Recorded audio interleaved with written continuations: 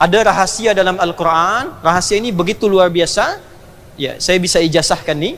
Kalau tuan-puan mengamalkan ini selama hidup, itu disifati oleh Al-Quran sebagai penghuni taman surga yang sedang berpetualang di bumi.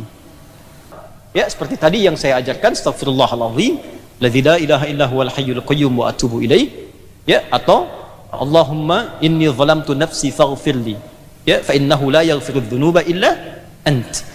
Bacakan tu berlatih, Allah anugerahkan 4 hal di dunia, diberikan 1 hal istimewa di akhirat. Sayyid Syaraf ini bukan ulama, bukan ahli Quran, bukan ahli tafsir, tidak expert di bidang hadis, melainkan beliau seorang yang memiliki toko saja. Punya toko, pedagang lah. Ya. Jadi ayahnya Imam Nawawi ini seorang pedagang, punya toko sederhana, jual beli seperti itu. Tapi beliau punya 2 keistimewaan yang melekat kepadanya. Ya, sebelum kita beranjak ke sana, saya ingin ingatkan. Jadi memiliki anak yang istimewa ni tidak harus selalu melihat kepada nasab ke atasnya. Belum tentu seorang tuan guru punya anak yang punya kemampuan seperti tuan gurunya, bila tidak disiapkan dengan baik. Tapi tuan pebisnis, pedagang kah, petani kah, tukang kebun kah, sepanjang kita memiliki niat seperti ayahnya Imam Nawawi menyiapkan anaknya, niscaya kita pun mendapatkan hal yang serupa. Tidak harus punya anak ulama tu harus menjadi ulama terlebih dahulu. Ya, bisa mengantarkan itu, tapi standar niat yang dibuat oleh Allah bukan nasab. Standarnya adalah keikhlasan dan kesungguhan untuk mewujudkan itu. Jadi jangan tuan simpulkan, saya bukan tuan guru lah, bukan seorang ustazah lah, tak mungkin anak saya bisa istimewa. Tak. Sejarah membuktikan Imam Nawawi yang kita bahas sekarang ni ternyata ayahnya, bapaknya itu seorang yang memiliki toko saja, pedagang biasa, tapi punya 2 keistimewaan. 1, beliau selalu memastikan semua yang dijual belikannya itu halal dan tidak membawa harta ke rumahnya kecuali halal harta itu. Jadi sedari kecil Imam An-Nawawi mendapatkan semua kebutuhan hidupnya dari ayahnya tercinta dan dipastikan tak ada sekecil apapun yang sifatnya haram, semua halal. Ini saya beri rahasia ya, tapi ini diantara kita saja ya. Sampai Imam Nawawi dewasa pun sampai wafatnya, karena nanti Imam Nawawi ini wafat lebih dulu dibandingkan ayahnya. Jadi Imam Nawawi wafat, ayahnya masih hidup sampai 7 tahun kurang lebih, 7 tahun baru kemudian meninggal dunia. Itu semua makanannya dikirimkan oleh ayahnya, saking ingin memastikan semua apa yang dimakan itu halal bagi anaknya. Semua yang dimakan. Imam An-Nawawi tak pernah makan kecuali makan dari ayahnya saja. Kecuali bila ada jemputan untuk jamuan, beliau terima setelah dipastikan orang yang menjemput itu orang yang baik, orang yang saleh, dan makannya tak boleh sendiri, tak bisa sendiri, harus berjamaah. Itu Imam Nawawi. Kalau beliau ada jemputan, undangan, ayo undangan makan syekh, kalau diundang tak boleh makan sendiri, tak bisa makan sendiri, ayo yang lain pun harus ikut makan. Ya, susah juga ini. Dari Masjid Selangor, Ustaz, di bawah ni ada makanan, saya ingin praktikkan Imam Nawawi, saya tak bisa makan sendiri, semua jemaah mesti makan. Nah, Imam Nawawi macam itulah. Ya, semua diundang. Tapi kalau tak ada jemputan untuk makan, undangan makan, beliau tidak makan kecuali yang dikirimkan oleh ayahnya. Tuan-puan tahu apa yang dikirimkan? Cuma 2. 1, kue kering, kek yang kering. 2 zaitun, kue kering dan zaitun. Ya, 2 ini saja. Makannya malam ba'da isya, minumnya di waktu sahar menjelang fajar. Seumur hidup sampai meninggal. Dimakan itu sekali saja. Imam An-Nawawi itu diantara kemuliaannya, karamahnya, beliau dalam sehari makannya hanya sekali saja. Ya, kalau tak sanggup jangan ditiru ya. Ini saya cerita dulu nih ya. Makannya hanya sekali, itu pun diantarkan oleh ayahnya. Kue kering saja. Ya, kue kering. Kalau kue kering tuh ya nampaklah kita. bukan bagian terlezatnya. Kue kering, lantas yang keduanya zaitun. Makanan dimakan ba'da isya, minumnya di waktu sahar. Ini malam tuh, jazakallah khair. Malam tuh dibagi 3. Satu ada lail,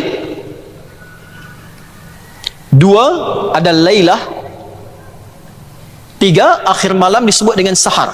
Waktu singkat sekejap saja menjelang fajar. Lail dimulai ba'da isya. Ya, isya jam berapa di sini Malaysia? 9 kurang. Jam 8 ya. Ya, setengah 9 lepas isya itu masuk lail. Lail. Di lail, layali, laila, lili, leli, lala itu malam. Ada ibu puan namanya Laila, itu ibu malam-malam. Lail malam. Bila ada yang istimewa di malam tu, maka tambahkan tak di akhirnya menjadi Laila. Al-Quran turun di satu malam, malamnya istimewa, berkah malamnya, memiliki pahala lebih dari 1000 bulan. Maka tambahkan tak dari Lail menjadi Laila. Inna anzalnahu fi lailatil qadar. Bukan Lail tapi Lailah. Quran surah 97. Bila malam ni mau usai, mendekat kepada fajar, kurang lebih 20 sampai 30 minit lah sebelum fajar, maka namanya berubah menjadi sahar. Aktiviti yang dilakukan di waktu sahar namanya sahur. Sahur. Ramadan lepas kita kenal sahur, makan sahur. Kenapa disebut dinamai dengan makan sahur? Karena makannya dilakukan di waktu sahar. Waktu singkat sekejap menjelang fajar. Jadi kalau fajar jam 5, jam 6 sekarang misalnya, jam 6, maka jam 5.30 itulah sahar. Makan sahur tu makan di waktu sahar. Kalau tuan makan jam 3 itu makan malam sekali. Ya. Sahar, pekerjaan, aktiviti yang dilakukan di waktu sahar disebut dengan sahur. Ada rahasia dalam Al-Quran. Rahasia ini begitu luar biasa. Ya, saya bisa ijazahkan ni. Kalau tuan-puan mengamalkan ini selama hidup, itu disifati oleh Al-Quran sebagai penghuni taman surga yang sedang berpetualang di bumi. 2, akan cepat dikabulkan doanya. Bahkan ada orang yang belum minta, Allah sudah kabulkan. Ya. Amalan ni istighfar. Istighfar. Astaghfirullahalazim, astaghfirullahalazim, astaghfirullahalazim. Alladzi la ilaha illa huwal hayyul qayyum wa atubu ilaih. Atau bisa Rabbi inni zalamtu nafsi faghfirli fa innahu la yaghfirud dzunuba illa ant. Dalam riwayat hadisnya Allah langsung mengatakan memang tiada yang mengampuni dosa selain aku, kata Allah. Maka Nabi pun tersenyum mendengar itu. Lantas sahabat bertanya, ya Rasulullah, kenapa engkau tersenyum? Nabi sampaikan, karena ketika membaca itu Allah menjawab, dan memang tak ada yang mengampuni dosa kecuali aku. Artinya dosa kita diampuni. Istighfar. Itu ada di Quran surah ke-51 ayat 18. Rumus tadi itu ijazahnya di Quran surah 51 ayat 18. Wabil ashari hum yastaghfirun. Ada orang-orang takwa yang punya sifat ihsan, dia punya rutiniti setiap menjelang fajar dia banyak beristighfar pada Allah. Lepas tahajud istighfar, istighfar. Itu cepat mengabulkan doa. Orang yang membiasakan istighfar di waktu sahar, dia diserupakan, disamakan dengan 4 orang yang melakukan amalan. Ya, ada 4 amalan istimewa di Al-Quran dilakukan oleh orang-orang istimewa. 4-nya ini disamai dengan istighfar di waktu sahar. Itu ada di Quran surah ke-3 Ali Imran ayat 17. Quran surah 3 ayat 17. As-sabirina was-sadiqina wal-qanitina wal-munfiqina wal-mustaghfirina bil ashar. As-sabirina, orang-orang sabar. Dia orang yang rajin istighfar di waktu sahar, ditanamkan oleh Allah kesabaran dalam dirinya. Kesabaran. Ya. Lihatlah mau berangkat ke KL sekarang, lihat macet lah. Macet sangat, dia sabar. Orang banyak klakson, dia murojaah Al-Quran. Dia tilawah Al-Quran. Alhamdulillah yang telah menghadirkan macet bagi hamba sehingga hamba bisa membaca Al-Quran. Rajin istighfar. Pernah begitu? Ya, pim ayo.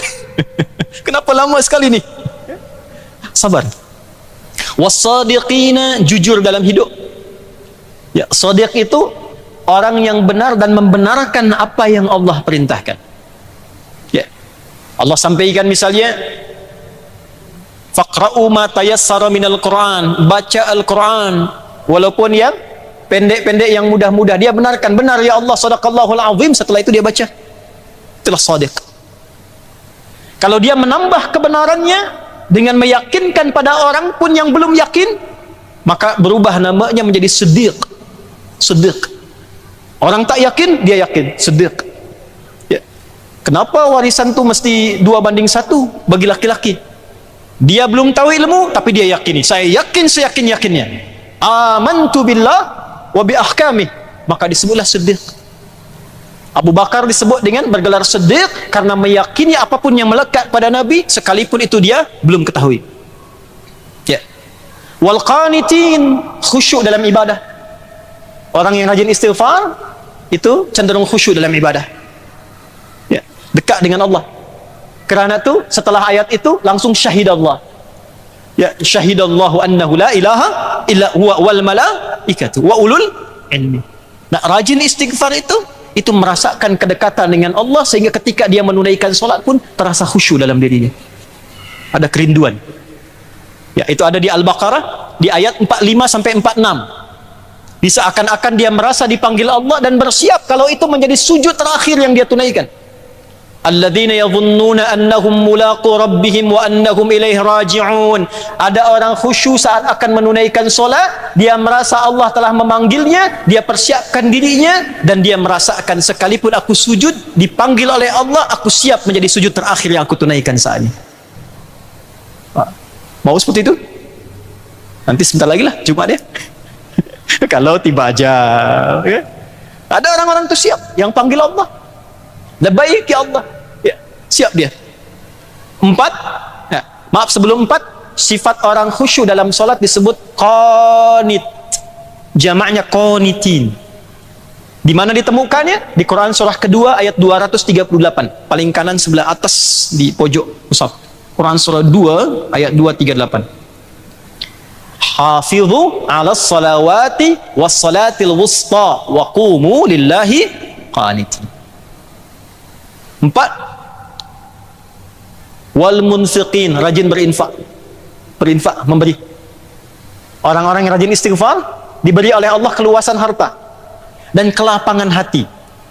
Luas harta tuh bila dia punya harta bisa dibagi, tak punya pun dia berbagi walaupun dengan doa. Atau sikit pun dia beri, kelapangan hati. Bila dia bisa lakukan itu, ditambah oleh Allah surganya diberikan seluas langit dan bumi. Dan amalan pertamanya istighfar. Ditemukan di mana? Quran surah ketiga Ali Imran ayat 133 sampai 134. Wasari'u ila maghfiratin min rabbikum. Ayo bergegas, jangan banyak fikir untuk istighfar. Ayo coba lihat di mushaf ya. Tengok mushaf. Ada sara'a, ada sa'a. Itu berbeza. Tuan nanti sekejap nih, lepas nih insya Allah menunaikan Jumat. Ayat tentang Jumat menggunakan sa'a. Sila cek, tengok Quran surat 62 ayat 9. Quran surat 62. Quran surat 62 ayat 9. Paling kiri sebelah atas di mushaf. Ya ayyuhalladzina amanu idza nudiya lis-salati min yaumil jumu'ati fas'au ila dzikrillah. Fas'au dari kata sa'. Tapi istighfar dia menggunakan sara'a wasari'u ila maghfirah. Tuan-puan tengok terjemah tu. Terjemahnya samalah. Fas'au bergegas, bersegera, wasari'u dan bersegera. Bila terjemah itu sama, mengapa lafadznya berbeza? Nah, nanti yang biasa baca kitab, ada kitab namanya Al-Furuq Al-Lughawiyah. Ya, dikarang oleh Abu Hilal Al-Askari, membezakan kata-kata yang mirip seperti sama tapi maknanya berbeza. Sa'a itu bersegera dengan persiapan, prepare. Punya prepare dulu. Oh, sekarang Jumaat jam 1:09. Ayo bergegas ke masjid, tapi jangan langsung berangkat. Prepare dulu. Mandi dulu. Pakai wewangian yang baik. Siapkan hati yang baik. Sehingga ketika masuk masjid, khusyuk keadaan kita untuk menyimak khutbah. Itu sa'ah. Seperti tuan-puan sa'i, siap-siap dulu. Setelah tawaf, jangan langsung sa'i. Solat dulu 2 rakaat. Solat sunnah ba'da tawaf. Minum dulu air zam-zam. Ya? Setelah itu sa'i. Dengan persiapan yang baik. Hati khusyuk, tak tergesa-gesa. Tapi istighfar tak. Istighfar menggunakan sara'a berarti kerjakan tanpa harus fikir. Langsung bergegas. Berbuat salah sekarang ni siang, istighfar sekarang, jangan tunda malam. Karena tuan-puan tak tahu kapan maut tu tiba.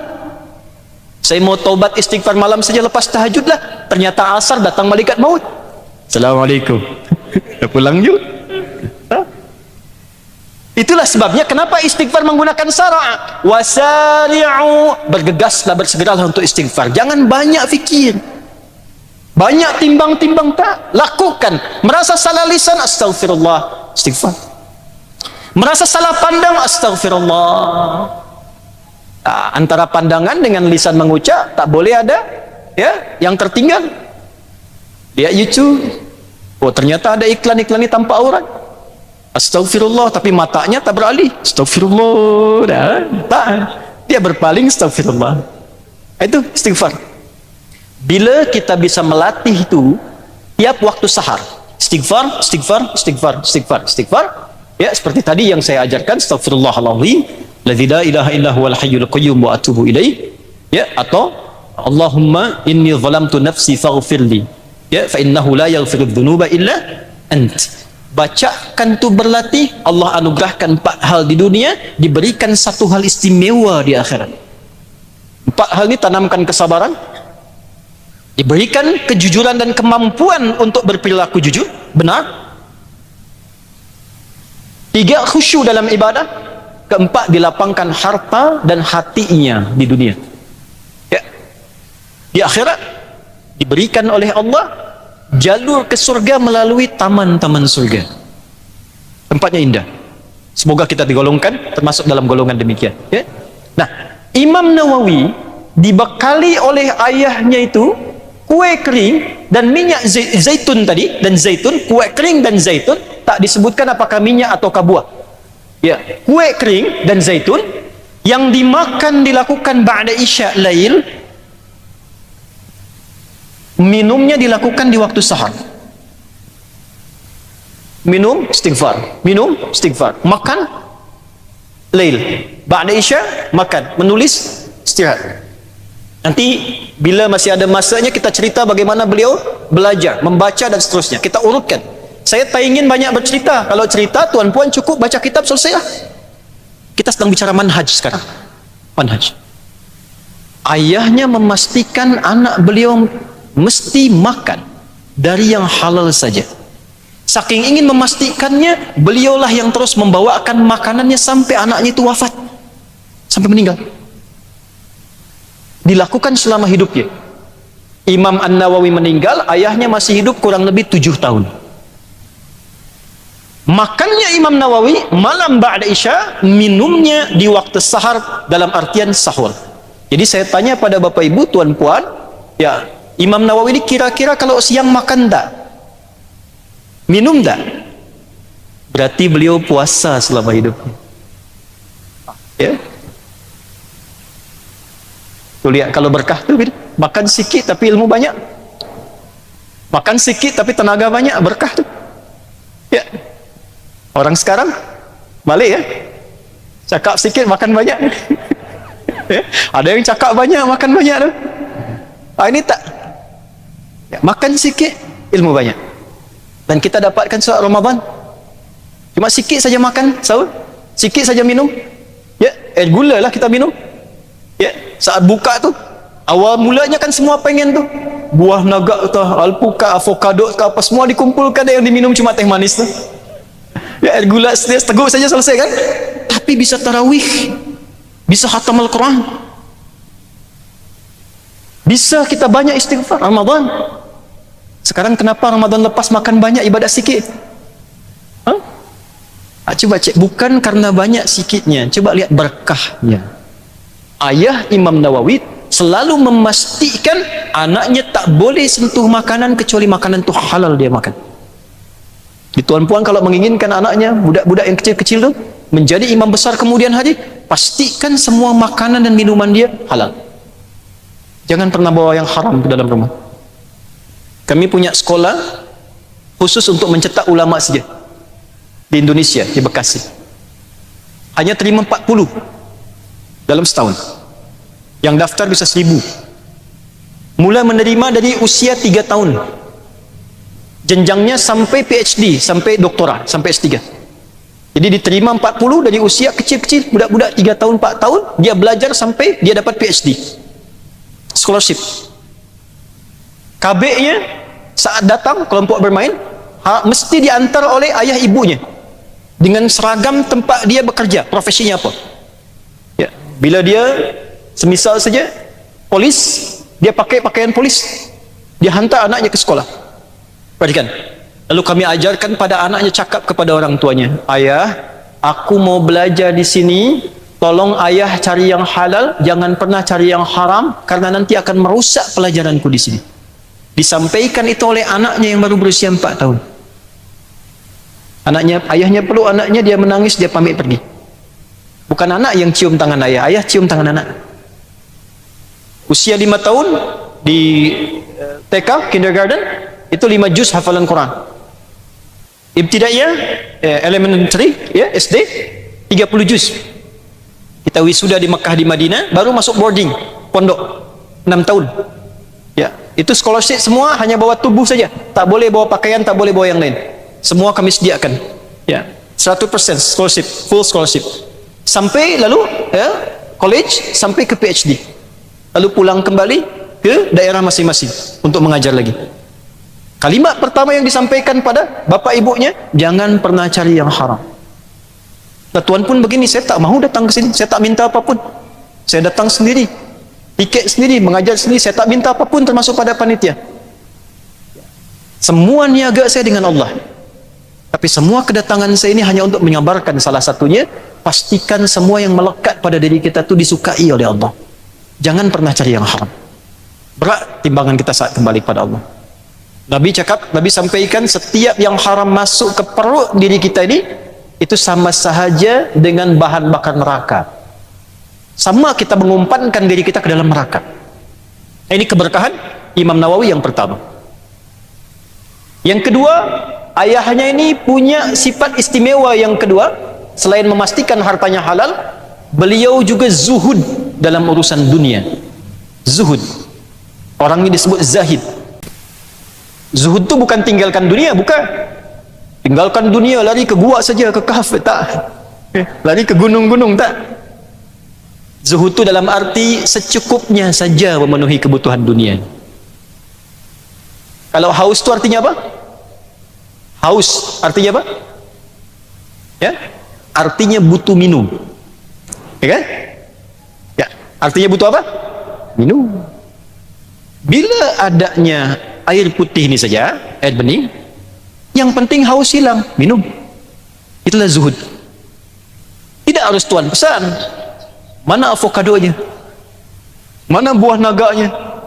Ya, saya pengen naganya yang dari China sanalah. Bila semua diinginkan, itu syahwat namanya. Tapi saat kita melihat sesuai kebutuhan, apa yang tubuh butuhkan, itu yang kita dapati, maka itulah zuhud namanya. Ya, saya ingin berpakaian. Apa fungsi pakaian? Menutup aurat dengan baik. Melihat orang senang, bukan ingin riak.